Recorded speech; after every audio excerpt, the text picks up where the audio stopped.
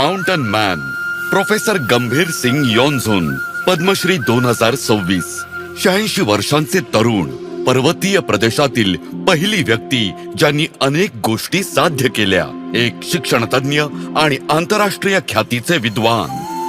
माझा जन्म कलिंगपॉंगच्या सेंजी या छोट्याशा गावात झाला.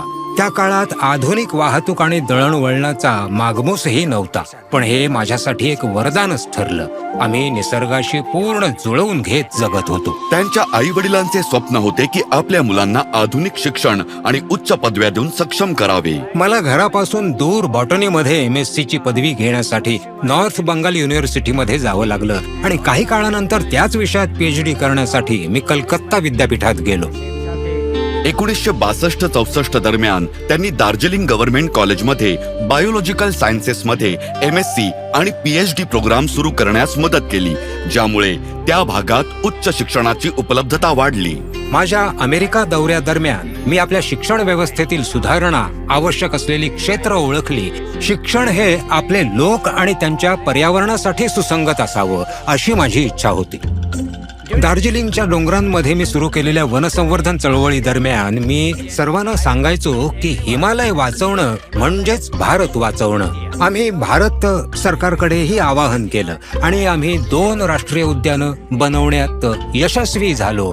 एक सिंगलीला राष्ट्रीय उद्यान आणि दुसरं निओरा व्हॅली राष्ट्रीय उद्यान, ज्यांना पूर्व हिमालयात बायोस्फिअर रिझर्व्ह म्हणून घोषित करण्यात आलं. 1985 मध्ये त्यांच्या वडिलांनी कालिंगपोंगच्या सँगेपुंग येथे गावातील पहिल्या प्राथमिक शाळेसाठी जमीन दान केली, जिला 2014 मध्ये उच्च माध्यमिक बनवून त्यांच्या आईच्या नावावरून चंद्रमाया असे नाव देण्यात आले. आज एक दुःख हेही आहे की माझे आई वडील आणि भावंड मला हा सन्मान स्वीकारताना पाहू शकणार नाही.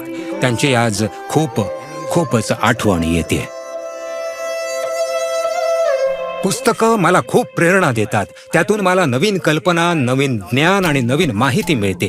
तसंच मला माझी पत्नी आणि कुटुंबियांकडूनही खूप प्रेरणा मिळते. कालिंगपोंग मधील त्यांच्या टिंबर इकॉनॉमिक्स मॉडेलने सस्टेनेबल, कमी मेंटेनन्सच्या आणि इको फ्रेंडली उपजीविकेच्या संधी निर्माण केल्या. कल्पनेला इन्फ्रास्ट्रक्चर मध्ये रूपांतरित करून त्यांनी सायन्स बेस्ड लर्निंगला प्रोत्साहन देण्यासाठी 1981 मध्ये हिमालयन सायंटिफिक इन्स्टिट्यूटची स्थापना केली. आता जितकी काही तुम्हाला झाडं वगैरे हे वातावरण सगळं दिसतंय, हे एक प्रकारे सांगायचं तर प्राध्यापक गंभीर सिंग योन्झोन यांचंच योगदान आहे. प्रोफेसर योन्झोन 12 वाजेपर्यंत अभ्यास करायचे, मग 3 तास विश्रांती घ्यायचे आणि कालिंपोंगला 3 तासांचा प्रवास करून कालिंपोंग सुमी येथे शिकवायचे.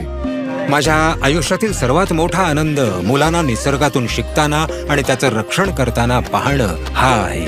मला त्यांना फक्त एवढंच सांगायचं आहे की तुमच्यासोबत कोणी नसलं तरी एकटेच पुढे जात राहा, चालत राहा.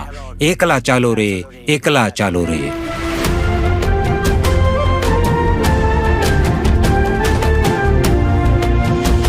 प्रोफेसर गंभीर सिंग योन्झोन, पद्मश्री 2026.